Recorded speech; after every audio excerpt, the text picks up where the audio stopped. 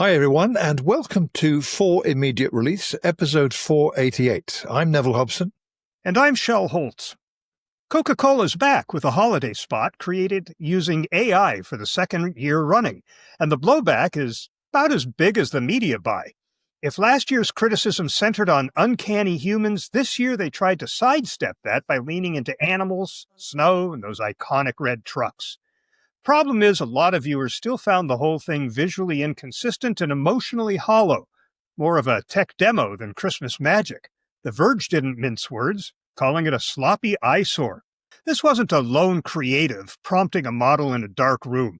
According to The Verge, Coke worked with two AI studios, Silverside and Secret Level, involved roughly 100 contributors, which kind of makes you wonder about people who say it's taken work away from people. It gave work to about 100 contributors. And it generated and refined over 70,000 clips to assemble the final film. 5 AI specialists were dedicated to wrangling and iterating those shots. If you think of AI work as cheap and easy, that scale tells a different story. This was massive, industrialized production. Despite all that, the audience reaction has been harsh. Delish pulled together consumer responses that labeled the ad soulless, accused it of being nostalgia-free, and my favorite turn of phrase, intentional rage bait. In other words, people felt provoked, not moved. The roundup captures a sentiment we've heard before. Just bring back the classic trucks or the polar bears and let real filmmakers work their craft. The level of blowback reflects a mainstream discomfort with AI aesthetics invading a beloved ritual. So why is Coke doing this again? Partly for speed and efficiency, sure, but the more interesting rationale is signaling. As Forbes argues, this isn't just marketing, it's corporate communications. It's a message to investors, partners, and the tech ecosystem that Coke is a modern operator experimenting across its value chain. In that frame, the ad is a press release in moving pictures. We're innovating. Now, whether consumers cheer or jeer, the signal still gets sent. For communicators, there are 3 takeaways I see. First, scale doesn't necessarily guarantee soul. You can throw 100 people and 70,000 clips at a film and still end up with something that feels off. Craft and continuity remain stubbornly human problems, and current video models struggle with temporal consistency and art direction across shots. That tension won't disappear just because the pipeline is bigger. Second, context beats novelty. Holiday ads are about rituals and memories. When the urge to adopt AI clashes with audience expectations for warmth and authenticity, innovative can be read as indifferent. If you're going to bring AI into sacred brand moments, you have to over-index on creative guardrails and maybe keep the flagship storytelling human first until the tools catch up. Third, be explicit about your why. If your real audience is Wall Street or prospective partners, say so. Ideally without sacrificing the consumer's experience. Coke's narrative, blending human creativity with new tools, can work, but only if the end result still feels like Coca-Cola. Otherwise, you're asking consumers to bankroll your R&D with their attention during the most sentimental time of the year.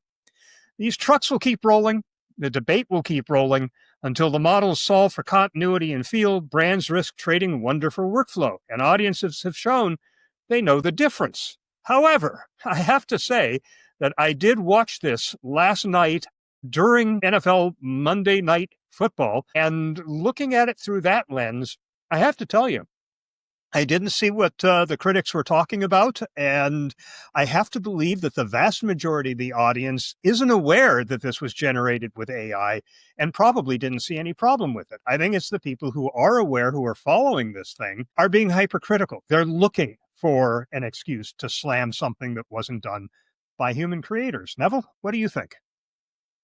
Yeah, I watched the video on YouTube that Coke had uploaded, and another version that was uploaded by Coca-Cola in Europe. So it's for European audiences, which, by the way, I couldn't tell the difference between the two. They're exactly the same length. But like you, I thought it was well done, I have to say, although it was pretty clear to me, as you'd expect, within about 3 seconds, I thought this is AI without any further talking. partly that was not because I could tell, oh yeah, obviously this is AI. Not at all. It's more about the scale and scope of doing this. They probably would use AI. So this is a theme Coke has done for years with the trucks and the snow and the feel good singing and all that kind of thing. This time around, there's not any humans in kind of front of mind view. They're all animals of one type or another. It's well done as a storytelling effort, I thought. But I did come across quite a number of very severe critiques from industry, design industry mostly. Creative Block, for instance, is scathing in its review of it, where they talk about this could be studied as an example of what happens when a company risks decades of hard-won brand equity through the use of nascent tech that's still not up to the job to try to save a few bucks. In my view, is a bit unfair, and it illustrates lack of knowledge of what they really were up to. There's also a really, really interesting video that Coke also posted, which is a behind-the-scenes view and the making of this ad. And guess what? Immediately you'll notice, Shel, that this was done by Notebook LM, because the voices are those two men and women who do the podcasting. If you do a podcast, I hadn't exactly. seen that. Yeah, it's so an AI judging an AI, explaining how that was done. The interesting thing about that, to your point, you were talking about on, 70,000 clips and so forth, is that amongst the video that is showing in this explainer, there's a couple of scenes that if you could pause it, you could see it, the prompts for each of the frames. And these prompts go on for dozens of paragraphs. This is not a single paragraph prompt. These are in amazing detail how they've done this. And I find that explainer really, really interesting, that Coke has published that openly for everyone to see this. And again, to your point about this being what Forbes talked about being a corporate communication exercise, that may well be the case. I would say without something explicit, it's hard really to tell. Those are opinions. But to me, it's a brand. It's a marketing commercial. I actually wouldn't quite see it as a corporate ad for Coke myself, but nevertheless, it's inevitable, I suppose, your point again, that, the people involved directly in this kind of activity are going to be hypercritical. Plus, some of them are inevitably going to be enemies of Coke anyway, so they're going to criticize it. One designer, a UK-based guy called Dino Burbridge, posted on LinkedIn, I caught an interesting post where he spotted technical errors throughout about the trucks. And he's got, the kind of screen grabs, I suppose, of specific moments in the video where the trucks are missing wheels, or the back end is hanging over the back wheels, and the next shot shows it in front of the back wheels. I looked again at them. I couldn't see any of that. And I thought, okay, Coke probably fixed it if that was the case. But he's got screenshots. You can see quite clearly the differences if these were errors. So if Coke is engaging the way they're trying to do this and willing to take into account this kind of feedback, this will be invaluable to them, I would say. So overall, I think it's what you'd expect from Coke. Set aside, it's AI. I wouldn't criticize it because of that. It's actually quite good, and this is their real magic theme they've been running for some years. I remember one they did a couple of years ago. I wrote a lengthy blog post about it of pictures in an art gallery that come to life when the subjects and the frames get a Coke, and it floats around through all these dimensions. Extremely well done. So this could well be another example of them trying out, experimenting a bit more, I suspect, although they haven't explicitly said that. But overall, I think it continues a theme that we've been seeing every year. Like you said, Shel, most people, I'm sure, wouldn't think twice about this as AI until they might wonder, is it animation or what? And then they might discover it's AI, although awareness is increasing rapidly about this kind of thing. And it could even be that you've got another aspect to this where I certainly find this when I see images on social networks, and I'm seeing a lot of it on Facebook and LinkedIn for that matter, that look really super. I have to say, I'm starting out by saying, is this AI? Not, wow, what a great image. Is this AI is how you start out? So you might be saying, is this AI? And that really distracts you from the whole point of the exercise, it seems to me. If your audience's first thought is going to be, is this AI? Nevertheless, this is part of the landscape, this kind of technique. And I think it's only going to get better as we go on. So this is another good step, I think, from a major brand doing this kind of thing.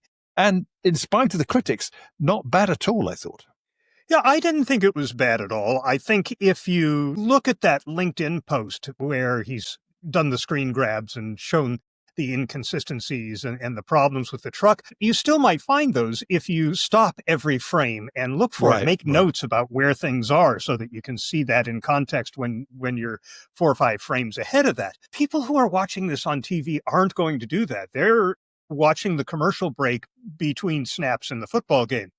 And I don't think most of them are going to start by wondering if it's AI. They're going to go, oh, it's a Coke commercial. Oh, look at the fuzzy little bunnies.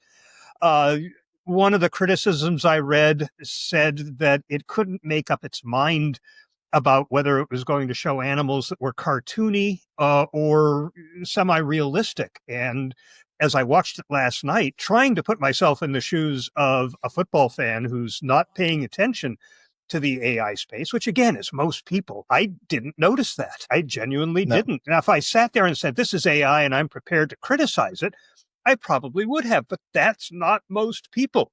So, the people who are in the know, I mean, they have flooded the comments in the YouTube video. Most of them say things like, I have never wanted a Pepsi more in my life, or this is a great advertisement for Pepsi because nobody's going to want a Coke after this. I don't think that's the case. You either like Coke or Pepsi because Coke is sweet and Pepsi's not. Pepsi is sweet and Coke is not as sweet and has more of a kick. You like one or you like the other. You don't switch because of the advertising, right? Yeah, no. And in terms of that corporate communication reference that Forbes focused on, I don't think it was meant to be a corporate ad as much as to signal that we are embracing this technology completely. And I didn't know about the YouTube video that showed behind the scenes, but the fact that they released that, I think that just reinforces this point. We are telling the world that this is AI. We're telling the world that we're embracing this technology, and we're going to continue to, and we're going to iterate, and we're going to get better and better at it. You watch. You know, I don't remember this kind of backlash when animation moved from hand-drawn to CGI, computer-generated images. And yet that took the work away from the people who were doing the drawing and the inking, the coloring on the cells in the old hand-done cartoons. This seems to me to be that kind of pivot.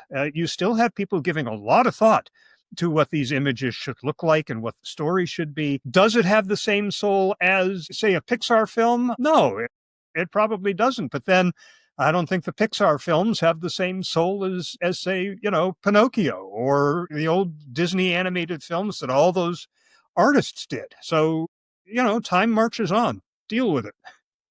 Yeah, that's true.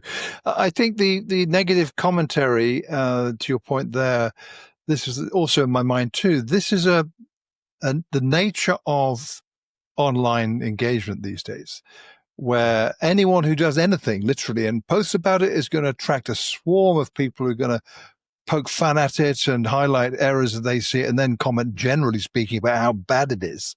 So that is something. And looking at the comments on YouTube to the main video, I thought a lot of these are just trolls, frankly. That's what they look like. And so you expect it. And amongst them, there might be one or two genuine, but frankly, many people, I count myself on there, tend not to leave comments once you see all the crap that's in these. I'm not going to be part of this.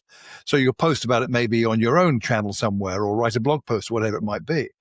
But I think it is interesting that the explainer video, and I thought this was really interesting too, included a section where the man and the woman hosts discuss the evolution of Coke's approach to this Christmas commercials that they do. And there was part of it which showed, obviously from Coca-Cola themselves, the kind of iteration of how they did some of the imaging. And it was like they talked about, they considered obviously doing cartoons. So it started out with some of the ones, for instance, of the bunny rabbits. One scene where I think there's a squirrel up a Christmas tree that showed, like overlays coming to and fro, where it started out as a cartoon, then it was human-like, and then it was so forth, and then it could look more realistic, and then it got to where we are now. So you get a true sense of the process they went through on this, and Coke has released that publicly. So that supports your point, I think. Like we've both said, basically, this is really really good. I think it outweighs all the critiques from the purists, if I can describe them that. I don't mean that in a disparaging way. Many of the comments I think are valid to make the kind of criticism. And the designer, Dino Burbridge on LinkedIn, has expressed in a very constructive way his criticism, backed up by the video that he did. So you take that into account, but if you're, Joe Blogs, as we say here in the UK, as opposed to, what would you call it, Joe something in America, are going to look at that and go, oh, what a nice ad for Christmas. And you think, we don't know, we're not privy to Coca-Cola's strategy with this. But looking at it and just reflecting in my own mind, this is exactly the messaging they've been doing for years with the trucks. Range from back in the day when it were real trucks, I guess, that they were using with real people. And now we've got a completely AI generated thing. Arguably, you could support the folks who say, why didn't they do this for real and employed people to do it? They could have done that, I suppose, but they chose not to do that. No crime in that. They're pushing envelopes here. And I think that broadly, I think they've done a pretty good job. And just to reiterate a point I made earlier, they did employ people to do this. 2 studios, there were probably dozens of people working on this and being paid for it. I question whether they spent less than they would have. 2 AI studios, I think, what did I say? There were 5 AI specialists overseeing this. Yeah. I can't imagine that they spent a whole lot less on this. They didn't save a ton of money doing this. They're just moving forward with the technology. And that'll be a 30 for this episode of For Immediate Release.